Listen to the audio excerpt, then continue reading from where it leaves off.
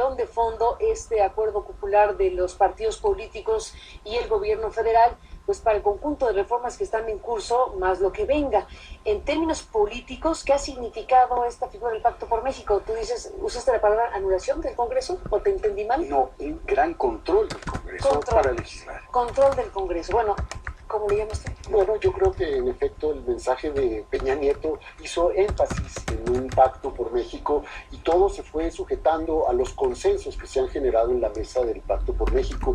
Creo en efecto que hay una imposibilidad de conocer las reformas, como mencionaba León, ¿no? Porque el pacto, de hecho, ha sido esa pequeña mesa de negociaciones en donde se han procesado esas reformas y lo único que tenemos son las campañas publicitarias, entonces no hay forma de conocer cuál es la vigencia de este pacto frente a las nuevas reformas. Es decir, ya se está planeando los 120 días que faltan del año. Entonces, ahí viene otra vez el pacto, viene la reforma fiscal con el paquete económico, viene la reforma energética y luego al mismo tiempo el presidente dice no voy a mandar iniciativas preferentes.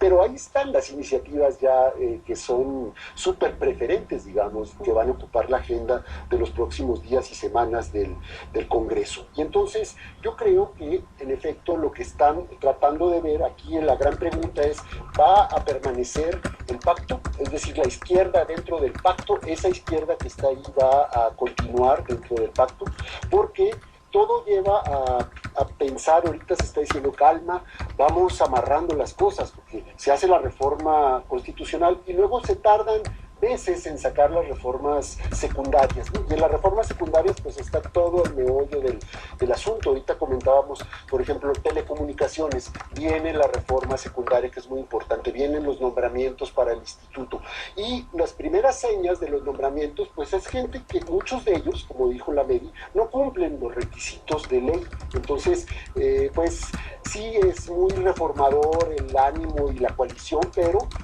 el concreto, el específico, creo que no se está dando de forma eficiente. Y entonces el movimiento social que se está generando de los maestros se puede engarzar con el movimiento social de defensa del petróleo en contra de la reforma constitucional, por ejemplo, en Pemex. La parte técnica es muy difícil de entender de lo fiscal, pero la gente sabe que le pueden subir los impuestos, que le pueden subir el IVA, que puede ir a situaciones muy complicadas. Técnicamente está haciendo la gran oferta económica de crecimiento, de generación de empleo, de combate a la ineficiencia, en fin. En este andamiaje de reformas que decíamos, ¿qué expectativa tienes como economista en la materia? A ver, primero, no olvidemos la historia. Estas ofertas se hicieron en el 81, 82 con el petróleo. En el 94 con la nacionalización primero con el TLC y después en 95 con la privatización de la banca. ¿Sí? Sí. Y después con el cambio, la alternancia del poder, ¿no? Bueno, ahí hay una historia. ¿Sí? De promesas no cumplidas. De promesas no cumplidas. Y a mí me llama la atención que el presidente, por ejemplo, sigue insistiendo, y pues es correcto, que como él ve el mundo, ¿sí?, en que las cosas se han hecho bien y que todo marcha sobre ello. Pero el mismo exsecretario de Hacienda, exgobernador del Banco de México, el responsable de la privatización bancaria, el señor Guillermo Ortiz, ¿sí?, dijo la semana pasada que ellos creían que logrando la estabilidad financiera el país iba a crecer. Pues no, porque se necesitan muchas otras cosas. Y lo que sería muy digamos, poco propio, ¿sí?, de descartar todas estas reformas que están haciendo a priori. Pero el problema es que el cambio constitucional te abre las puertas a muchas cosas y después el diablo está en los detalles. El diablo está en los detalles. León, en el tema del crecimiento económico hubo una alusión breve, efectivamente, de Peña Nieto sobre las razones por las cuales se modificó tan dramáticamente la expectativa de crecimiento. Se creía que México crecería un poco más de 3% y en el ámbito oficial vamos en 1.8 y la banca privada piensa que menos. Bueno, ¿te parece suficiente explicación? No, no me parece suficiente explicación. Y si la tomáramos como suficiente... Razones externas. Sí, o sea, la crisis en Estados Unidos, la crisis en Europa, por supuesto. Pero incluso si fuera completo, nadie va a esperar que Estados Unidos en esta situación internacional se va a preocupar por México. No lo hizo en el 81, ¿sí? El señor Volcker, que fue uno de los que precipitó y estudió toda la salida de Estados Unidos del patrón oro-dólar, ¿sí? Subió las tasas de interés cuando nosotros estábamos endeudados hasta la nariz. Entonces, nadie va a actuar en función de los intereses de México. Entonces, cuando nos dicen, es que la capacidad de crecimiento de México es interna, ¿dónde está si la gente no está consumiendo, si los empresarios no están invirtiendo? ¿Está solamente en que los bancos ahora van a prestar más? Los bancos no necesitan prestarle a las empresas. Los bancos hacen dinero con otras transacciones. Pero las empresas sí necesitan. Exacto. Para eso la reforma financiera se dijo que se hizo. Ese era el propósito fundamental, casi obligar a los bancos a prestar. Bueno, entonces lo que hay que ver es si ahora con esto se puede detonar. Yo creo que como están planteadas las cosas, podemos albergar algunas dudas en términos de lo fiscal, lo energético, lo financiero, ¿sí? Y también en cuanto a lo educativo, etcétera, porque son complementarios. Una sociedad no se mueve solo por las medidas económicas, sino por todo el conjunto de lo que esto representa. Déjeme hacer, Alberto León, una pausa y regresemos solo a punto la coincidencia, yo creo que no gratuita, de la fecha elegida para presentar la reforma hacendaria. El 8 de septiembre se anunció que estaría presentando por parte del gobierno esta iniciativa hacendaria, que es la misma fecha elegida por el ex candidato presidencial López Obrador a una manifestación en el Zócalo contra la reforma energética. Esa mezcla ocurrirá en los próximos días. Después de la pausa regresamos.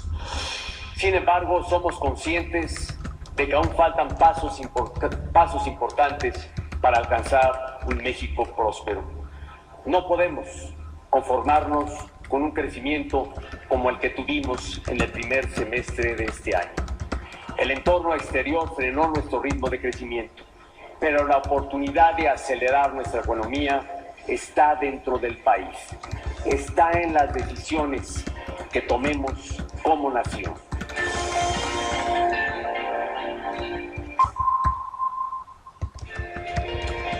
Bueno, estamos en la parte final de este programa. Alberto Asís, León Bendesky. Bueno, ya habrá oportunidad de comentarlo porque es tema también. Coincide la fecha de este informe de gobierno de Peña Nieto, de este mensaje, con un anuncio que se hace en la televisión brasileña de que tanto Dilma Rousseff, la presidenta de Brasil, como Enrique Peña Nieto han sido espiados por la Agencia Nacional de Seguridad. Pero bueno, habrá oportunidad. Yo solo apunto la coincidencia en fechas de este tema que también desde luego es importante.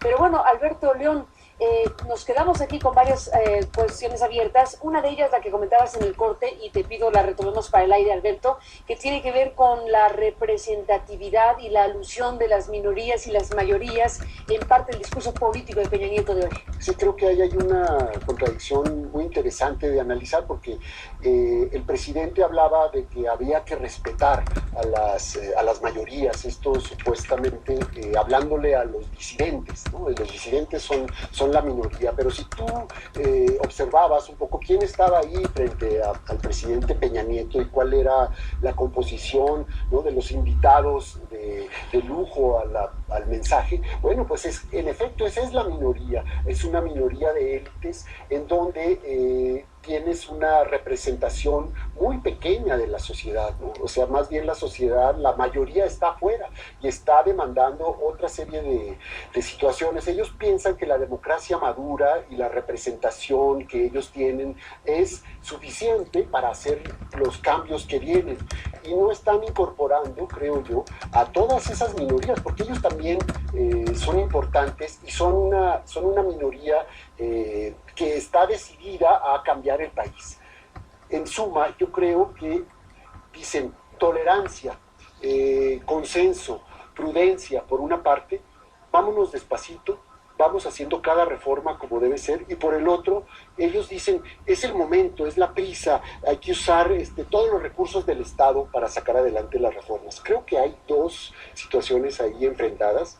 Creo que van a seguir en las próximas semanas, vamos a tener un Congreso muy congestionado y un movimiento social en las calles creciente que en efecto se va a engarzar los maestros con lo del petróleo y con otras demandas.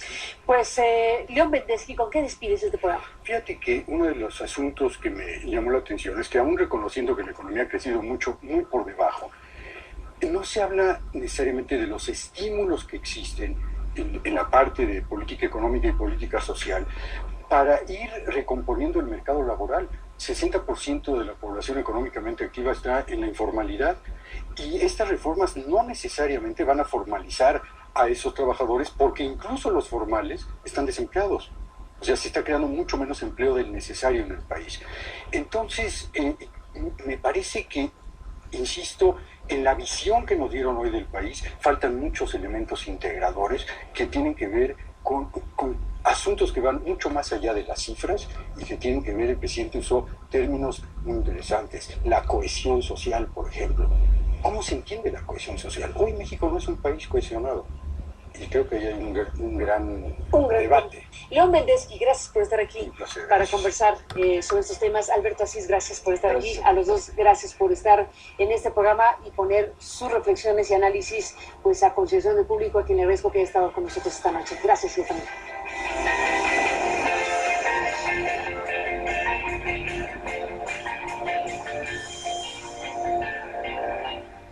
Noticias